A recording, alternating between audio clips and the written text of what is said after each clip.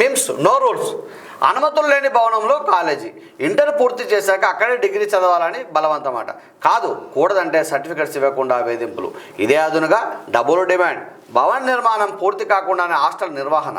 3వ అంతస్తుపై నుంచి పడి ఇంటర్ విద్యార్థిని మృతి. అనేక అనుమానాలు. కాలేజీ యజమాన్యం తీరుపై విమర్శలు. అయితే మంచిర్యాల జిల్లా కేంద్రంలోని మిమ్స్ జూనియర్ కళాశాల యజమాన్యం ఇష్టారాజ్యంగా వివరిస్తూ విద్యార్థుల భవిష్యత్తు ప్రాణాలతో చెలగాటమాడుతున్నది. నిబంధనల విరుద్ధంగా కాలేజీ నిర్వహిస్తూ అడ్డగోలు ఆంక్షలతో పిల్లల్ని ఇబ్బంది గురి చేస్తున్నట్టు తెలుస్తుంది. ఇంటర్ పూర్తయ్యాక అక్కడే డిగ్రీ చదవాలని బలవంతం చేస్తూ ఒకవేళ వినకుంటే సర్టిఫికెట్స్ ఇవ్వకపోవడమే కాక డబ్బులు డిమాండ్ చేస్తున్నట్టు ఆరోపణలు ఉండగా యంత్రాంగం పట్టించుకోకపోవడం విమర్శలకు తావిస్తున్నది. అనుమతులు లేకుండా మిమ్స్ జూనియర్ కళాశాల అధికారిక రికార్డుల ప్రకారం మంచిర్యాల గోదావరికి వెళ్లే రోడ్డులో ఉంది. అక్కడి నుంచి బైపాస్ రోడ్డులోని కొత్త భవనం ఐఐటి అండ్ నీట్ క్యాంపస్కు మారేందుకు కళాశాల నిర్వాహకులు దరఖాస్తు చేసుకున్నారు. కానీ కళాశాల భవనం నిబంధనల మేరకు లేదన్న కారణంతో ఇంటర్ బోర్డు దానికి అనుమతులు ఇవ్వలేదని తెలిసింది. బోర్డు నుంచి అనుమతులు రాకుండా బైపాస్ రోడ్డులోని భవనంలో ఐఐటి అండ్ నీట్ జూనియర్ కాలేజీని ప్రారంభించి ఇంటర్ మొదటి సంవత్సరం క్లాసులు నిర్వహిస్తున్నారు. తెలంగాణ తల్లి చౌరస్తాలోని జూనియర్ కాలేజీలో ఇంటర్ చదువుతున్న విద్యార్థులకు ఇదే భవనంపై హాస్టల్ వసతి కల్పించారు. కానీ భవన నిర్మాణం ఇంకా పూర్తి కాలేదు.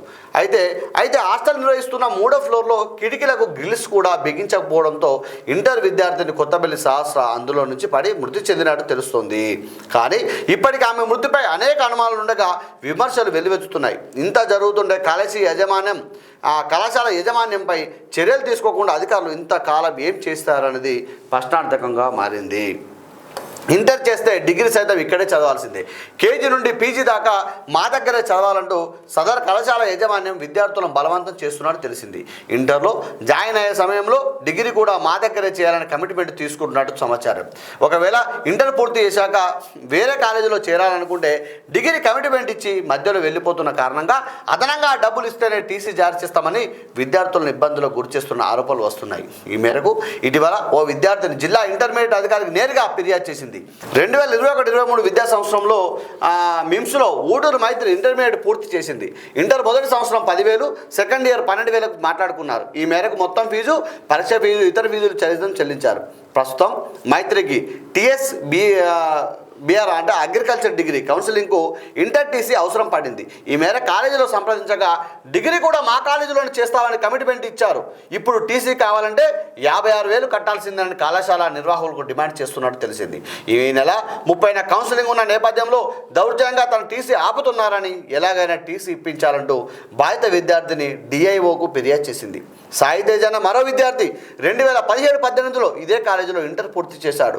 ఇంటర్ సెకండ్ ఇయర్లో డ్యూ పేరుతో గతంలో కట్టినవి కాకుండా 13,000 కట్టించుకున్నారు. ఈ మేరకు రిసిప్ట్ కూడా ఇచ్చారు. డబ్బులు కట్టాక కూడా కట్టలేదని మెమో ఇవ్వడం లేదని డబ్బులు రిసిప్ట్ సైతం నా దగ్గర ఉందని బాధిత విద్యార్థి చెప్తున్నాడు. ఇప్పటికీ నా ఇంటర్ మెమో కాలేజీలోనే ఉండిపోయిందని ఎలాగైనా ఇప్పించాలని సదరు విద్యార్థి వేడుకుంటున్నారు. ఇలా విద్యార్థులకు సర్టిఫికెట్లు ఇవ్వకుండా సదరు కాలేజీ ఇబ్బందులకు గురి చేస్తున్నట్టు తెలిసింది. ఈ మేరకు జిల్లా ఇంటర్మీడియట్ అధికారులకు సైతం పలు ఫిర్యాదులు వెళ్ళినట్టు సమాచారం. గతంలోనూ ఇదే తంతు, మారని తీరు. అనుమతులు లేని భవనంలో తరగతులు నిర్వహించడం కాలేజీకి కొత్త కాదని తెలిసింది. గతంలోనూ ఈ తరహాలో అనుమతి లేని భవనంలో తరగతులు నిర్వహించారు. ప్రస్తుతం వేంపల్లి శివార్లోని RKM nursing college girls hostel పైనే మిమ్స్ ఇంటర్ 2వ తరగతి చదివే బాయ్స్ హాస్టల్ సైతం నిర్వహిస్తున్నట్టు తెలిసింది. ఇంత జరుగుతుంటే అధికారులు ఏం చేశారు? ఇన్ని రోజులు పట్టించుకున్న అధికారులు హాస్టల్ భవనంపై నుంచి విద్యార్థి పడిపోవడానికి సరిగ్గా ఒకరోజు ముందే ఫిర్యాదు చేయడం అనుమానాలకు తావిస్తున్నది. దీనిపై జిల్లా intermediate education officer DIO Anjaiah వివరణ కోరగా MIMS IIT and neat campus నిర్వహిస్తున్నట్టు భవనానికి బోర్డు అనుమతి ఇవ్వలేదన్నారు. ఆ భవనంలో అనధికారికంగా తరగతులు చెబుతున్నట్టు గుర్తించామన్నారు. అదే భవనంలో హాస్టల్ సైతం నడిపిస్తున్నారన్నారు. ఇంటర్మీడియట్ బోర్డు ఉన్నతాధికారుల దృష్టికి ఈ విషయాన్ని తీసుకెళ్లామన్నారు.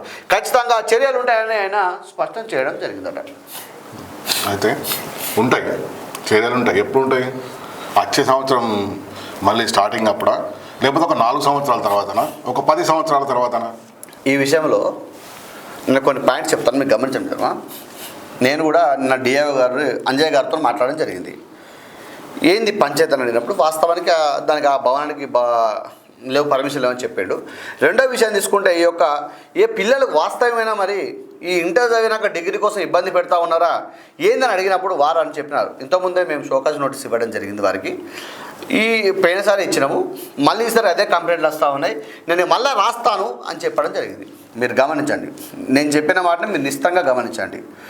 పోయినా సరే షోకాజ్ నోటీస్ ఇచ్చినాం, మళ్ళీ కంప్లైంట్లు వస్తున్నాయని చెప్పిండు. అదే తంతు మళ్ళీ. అర్థమైందా? ఇది ఒక పాయింట్. రెండో విషయం అయితే, ఒక కాలేజీకి పోయినప్పుడు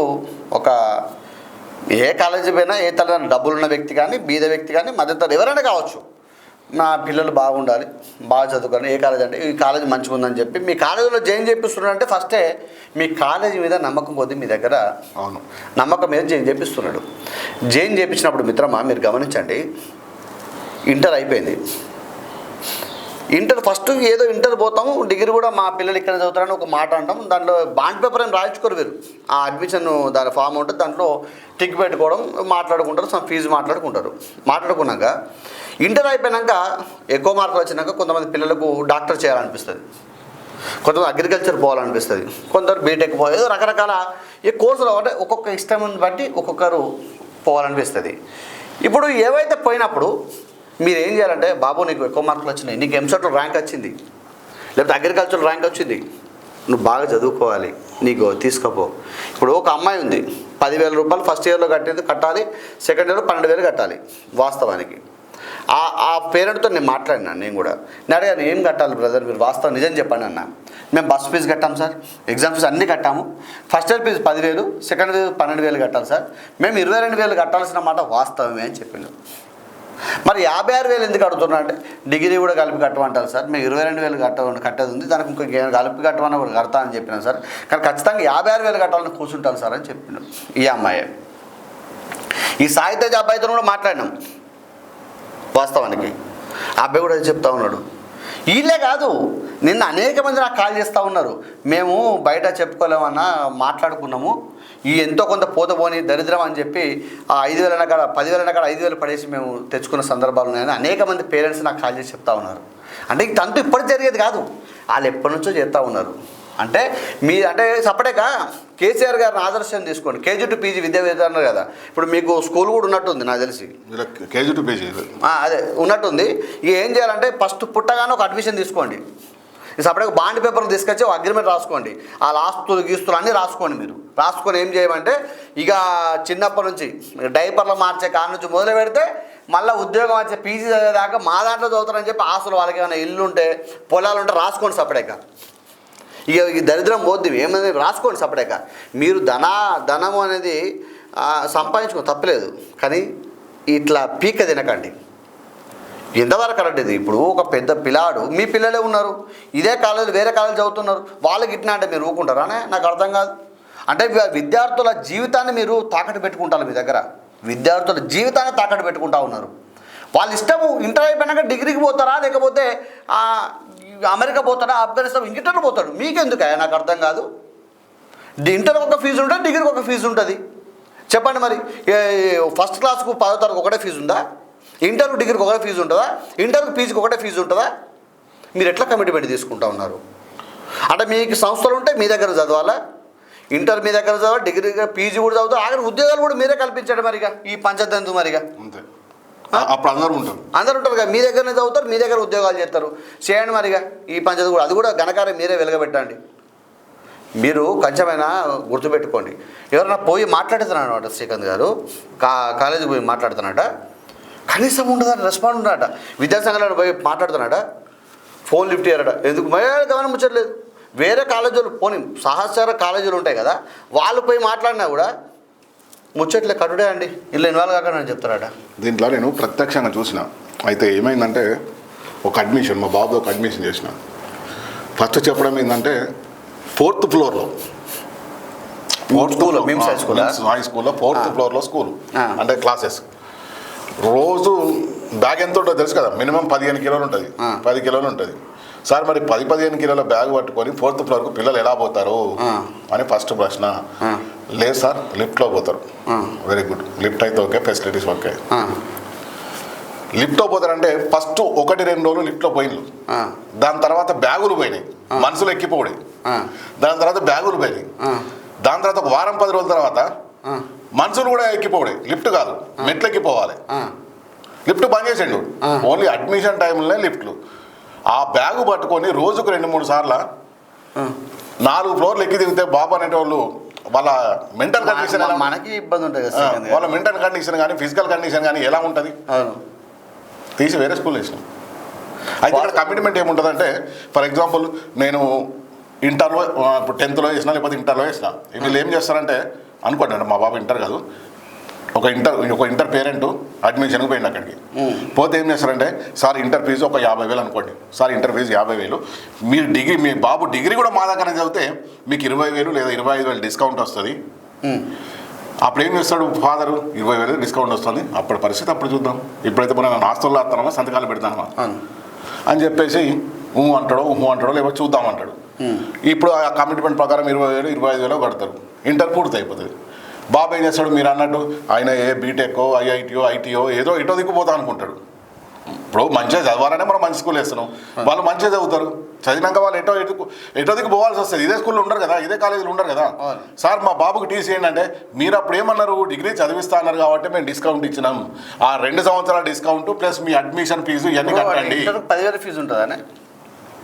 ఉంటుంది 10,000 కేజీ ఎల్కేజీ యూకేజీ వాళ్ళకే 20,000 స్కాలర్షిప్లు వస్తాయి వాళ్ళకి. అవి మినహాయించే ఏది ఉన్నా అవి వస్తాయి రావు సార్ అవి రాకుంటే పరిస్థితి ఏంది గవర్నమెంట్ గురించి మీకు తెలిసిందే కదా అంటారు. అప్పుడు ఇదే మిమ్స్ స్కూల్ గురించి నేను డిఓ గారు కంప్లైంట్ ఇచ్చిన బుక్కులు పుస్తకాలు అన్నామొత్తాలని చెప్పి డిఓ గారు కంప్లైంట్ ఇచ్చిన నేను వీళ్ళ బ్రాంచ్ అది కంప్లైంట్ ఇచ్చిన కనీసం చర్యలు లేవు.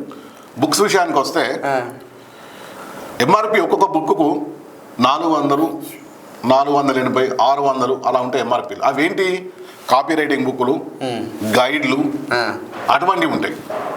టెక్స్ట్ బుక్స్ మాత్రం మీరు గవర్నమెంట్లో కొనుక్కోవాలంటారు అంటే మన బయట ఉంటాయి చూసినా టెక్స్ట్ బుక్స్ మాత్రం అవి కొనుక్కోవాలి. ఈ మెటీరియల్ మాత్రం మా దగ్గర కొనాలి. వాటికి మాత్రమే 10 నుంచి 12,000 రూపాయలు అవుతాయి. నేను ఇంటర్ డిగ్రీ చెప్తలేను ఓన్లీ 6th 7th క్లాస్లకే చెప్తాను. ఇది అంటే మా వాడు అలా చదివించింది అందుకే చెప్తాడు.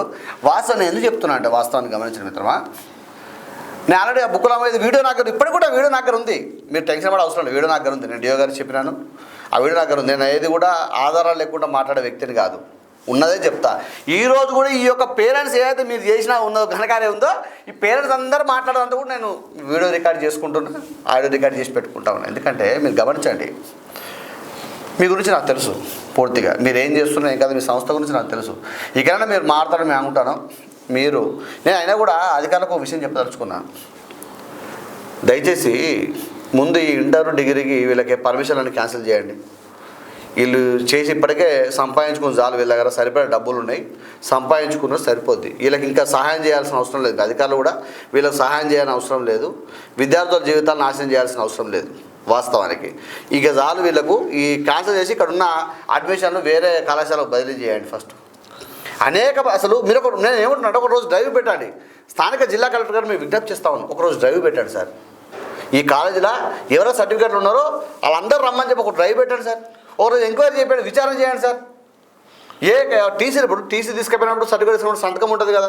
2010 వ్యక్తి 2018 ఎందుకు తీసుకున్నాడు ఎగ్జాంపుల్ చెప్తాను. 18 వ్యక్తి 23 ఎందుకు సర్టిఫికేట్ తీసుకున్నాడు ఈ 5 సంవత్సరాల కాలం ఎందుకు తీసుకోపోలేదు సర్టిఫికేట్ అక్కడ సంతకాలు ఉంటాయి కదా ఎంక్వైరీ చేయండి సార్. అవి అవధం అంటలే కదా అవి కూడా అవసరం లేదు. ఇప్పుడున్న పొజిషన్లో హుటాహుటిన స్కూల్ బిల్డింగ్లు కానీ కాలేజీ బిల్డింగ్ కానీ తనిఖీలు చేసి వీళ్ళకి పర్మిషన్లు ఉన్నాయా అసలు ఏ రకంగా ఉన్నాయి వీళ్ళకి లైసెన్సులు ఉన్నాయా ఈ బిల్డింగ్లో నడపడానికి ఇది ఉందా లేదా సంగతి దేవుడు శ్రీకాంత్ గారు ఆ సర్టిఫికేట్లు ఏవైతే ఇంటర్ అయిపోయిన పిల్లలు ఇప్పుడు కూడా తీసుకోవాలంటే మెమోలు ఉన్నాయట వాళ్ళ దగ్గర పోయి ఎంక్వైరీ చేస్తే ఇప్పటికి ఉన్న వాళ్ళకి సరిపోదు వాళ్ళకి ఇప్పించిన సంతోషం పాతల సంగతి దేవుడు కానీ ఉన్న వాళ్ళకైతే ఇప్పించాలని చెప్పి అధికారులు కోరుతా ఉన్నాను. వాళ్ళకి ఇచ్చే ఫీజు ఒకటి ఉంటుంది ఏదో చెప్పేది ఒకటి ఉంటుంది. ఏదైనా సర్టిఫికేట్ ఆపడం తప్పు. వాస్తవానికి ఆ కళాశాల రద్దు చేయొచ్చు గుర్తింపు రద్దు చేయొచ్చు సర్టిఫికేట్లు ఆపితే. మీరు ఆ దిశగా చర్యలు తీసుకోవాలని కోరుతా ఉన్నాను. ఎందుకంటే ఇటువంటి వాళ్ళతోనే దేశానికి ప్రమాదకరమే జిల్లాకు ప్రమాదకరమే అందరికి ప్రమాదకరమే. రైట్. వాస్తవానికి మనం ఫస్ట్ నుంచి కొట్లాడేది విద్య వైద్యం మీదనే. విద్య సక్రమంగా ఉంటే వైద్యం సక్రమవుతుంది.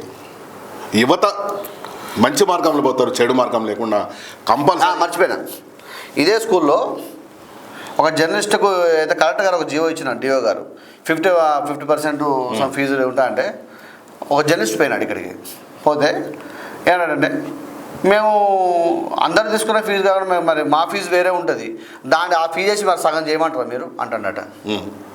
ఎగ్జాంపుల్ పిల్లానికి ఒక 20,000 ఫీజు అనుకో శ్రీకాంత్ గారు. అవును. ఇప్పుడు నా లెటర్ పట్టకపోయింది పోతే జర్నలిస్ట్ పోతే మేము తీసుకున్న ఫీజు వేరు ఉంటుంది, గవర్నమెంట్ వేరే ఫీజు ఉంటుంది, మరి దాంట్లో సగం చేస్తే గదే 20,000 అవుతుంది, ఇక మీరు 20,000 కట్టాలి అంటాడు. అంటే అంత తెలివి పరులు వీళ్ళు, గుర్తుపెట్టుకోండి. గవర్నమెంట్ లెక్కల ప్రకారమే ఫీజు తక్కువ ఉంటుంది అసలు. వీళ్ళు గవర్నమెంట్కి ఎందుకు ఇస్తారు? మా లెక్క ప్రకారం చూడు అంటాడు, మా లెక్క మరి వేరే ఉంటుంది, మరి ఆ ఫీజు చెప్పి మరి తగ్గించమంటారా అంటున్నాడు. అదే అంటే అంత మితిమీరిపోయారు వీళ్ళు తెలివితేటలు. అంటే ఇక మా జర్నలిస్ట్తోనే ఇట్లా మాట్లాడిల్లు అంటే ఇక సామాన్య ఏం చేసినా నడుస్తుంది. విద్యా వ్యవస్థ మా చేతిలో ఉంది, అధికారుల మండల వ్యవస్థ జిల్లా వ్యవస్థ మా చేతిలో ఉంది. మేము చేసిందే సార్లు వింటారు, మేము చెప్పి ఇప్పటికైనా ఏమంటున్నామంటే అని వాళ్ళ ఆలోచన. దయచేసి మాకు ఎవరి మీద వ్యక్తిగత విషయాలు ఉండవు, దయచేసి మీరు గమనించండి. మాకు ఎవరి కోపం, ఇప్పుడు అమ్మాయి పడ్డది, గిలుసు లేవు, దానికి కనీసము గిలుసు ఏర్పాటు చేయలేదు, ఆ అమ్మాయి పడ్డది. నేను ఇంకొక విజ్ఞప్తి ఏం చేస్తున్నా అంటే, ఆ అమ్మాయి ఆత్మహత్యనా హత్యనా కింద పడ్డదా అనుమానాస్పదంగా ఏదైనా కావచ్చు, దయచేసి మీరు రకరకాల ప్రవగండలు చేయకండి. పోలీసు వారు విచారణ చేస్తూ ఉన్నారు, నిజాలు బయటకు వస్తాయి. మీరు ఆమె అనుమానాస్పదంగా పడ్డదాను లేకపోతే అనుమానాస్పదంగా చెప్పుకోవచ్చు, తప్పేం లేదు. కానీ ఆత్మహత్య చేసుకుంది ఇవన్నీ దయచేసి మీరు చెప్పకండి మిత్రమా, ఎందుకంటే వాళ్ళకు కూడా కుటుంబం బాధపడుతుంది. ఏం జరిగిందో పోలీసు వారు విచారణ చేస్తూ ఉన్నారు. గిలుసు లేవు దానికి, అనుకోకుండా పడ్డదా ఎట్లా తెలియదు కదా మనకు కూడా. మనం ఎందుకు అట్లా మాట్లాడాల్సిన అవసరం ఉంది? నేను ఏమంటాను, ఈ విషయంలో కూడా చాలామంది గురించి చెప్పదలుచుకున్నా. ఈ విషయంలో కూడా మీరు అనకండి దయచేసి. ఇది ఏంటంటే అమ్మాయి ఎట్లా పడదో ఏ విధంగా తెలియదు మనకు. పోలీసు వారు విచారణ నిమిత్తం తీసుకుపోతున్నారు, మాట్లాడుతున్నారు. జరిగిన తర్వాత వాళ్ళే వెల్లడిస్తారు ఏ విషయం అనేది. మనం ఎందుకు మాట్లాడాలి? సంత కవిత్వాలు మనకు అవసరమా చెప్పండి? రైట్.